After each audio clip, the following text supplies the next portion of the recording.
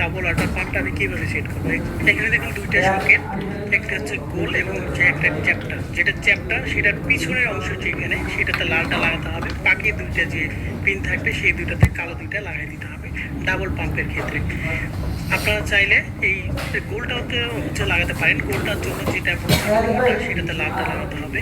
এই যে আমি মোটা যেটা পিনের যে মোটা অংশ, গোল যে সকেট সেটার হচ্ছে মোটা একটা পিন থাকবে এবং দুইটা তুলনামূলক ছোট, তো ওই মোটা যেটা সেটাতে লালটা লাগাতে হবে, বাকি দুইটা কালোতে কালো লাগাই দিতে হবে। এইভাবে লাগানোর পরে সুন্দরভাবে টেপ দিয়ে লাগাই নেবেন। এটা আপনারা চাইলে এই ধরনের এইটা হচ্ছে সকেটগুলো নাও ইউজ করতে পারেন। আপনারা অ্যাডাপ্টারের সামনের যে অংশটা সেটা কেটে দিয়ে লাগাতে পারেন। তো কেটে দিয়ে লাগানোর জন্য লালটা লালে লাগাতে হবে, কালো দুইটা অ্যাডজাস্ট করে একটা তারের সাথে আপনি লাগিয়ে দিতে পারবেন। কালো দুইটা অ্যাডজাস্ট করলে কোনো ধরনের সমস্যা নেই। হাই প্রেশার ওয়াটার পাম্পগুলো আপনারা 12 ভোল্ট 7 অ্যাম্পিয়ার ব্যাটারি দিয়ে চালাতে পারবেন, অথবা অ্যাডাপ্টার আউটডোরে যারা চালাতে চান তারা ব্যাটারি দিয়ে চালাতে পারবেন। অ্যাডাপ্টার দিয়ে আজকে আমি দেখাবো। তো এটা আমার হচ্ছে যে সকেটটা লাগানো হয়ে গেছে। এখানে দেখুন 3টে অ্যাডাপ্টার আছে। অবশ্যই high speed water pump double যেটা সেটার জন্য ভালো মানের অ্যাডাপ্টার লাগবে। এটা যে দোকানে যেটা দেখতে পাচ্ছেন এটা হচ্ছে সিঙ্গেল, বাকি দুইটা সাইডে এই দুটো হচ্ছে ডাবলের জন্য। ডাবল ওয়াটার পাম্প 160 ওয়াটের, তার জন্য অবশ্যই আপনাকে হাই কোয়ালিটির অ্যাডাপ্টার লাগবে। এখানে আমি সুইচ পাওয়ার অ্যাডাপ্টার যেটা এটা আমি নিয়ে নিলাম।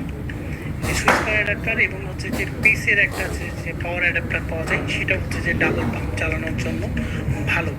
তো ডাবল পাম্প সব ধরনের অ্যাডাপ্টার দিয়ে চলবে না, অবশ্যই আপনারা এটা মনে রাখবেন। সিঙ্গেল পাম্পের জন্য অ্যাডাপ্টার আলাদা, ডাবল পাম্পের জন্য অ্যাডাপ্টার আলাদা। ফুল সেটা আমরা যা যা কিছু লাগে আমরা অবশ্যই এগুলো দিয়ে দিই।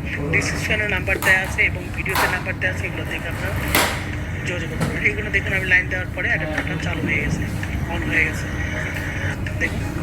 এরপরে আমি হচ্ছে যে এই ইনপুটের পাইপটা যেটা সেটা বালতিতে অথবা যেখান থেকে আপনি পানিটা সোর্স করবেন সেখানে আপনি এই ইনপুটের পাইপটা দেবেন।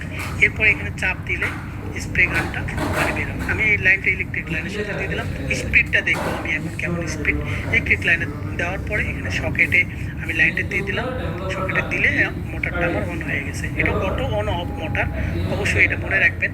বাইক ওয়াশ, কার ওয়াশ অথবা মেডিসিন স্প্রে এই ধরনের পাম্পগুলোতে আপনারা করতে পারবেন। এগুলো দেখুন কী ধরনের কী পরিমাণে স্পিডটা আপনারা দেখেই বুঝতে পারছেন কী পরিমাণে স্পিড। আপনারা কীভাবে ময়লাগুলো পরিষ্কার করতে পারবেন, স্প্রে করতে পারবেন, মুড চেঞ্জ করতে পারবেন। অবশ্যই যে পিতলের সামনের অংশ এখান থেকে মুড চেঞ্জ করতে পারবেন।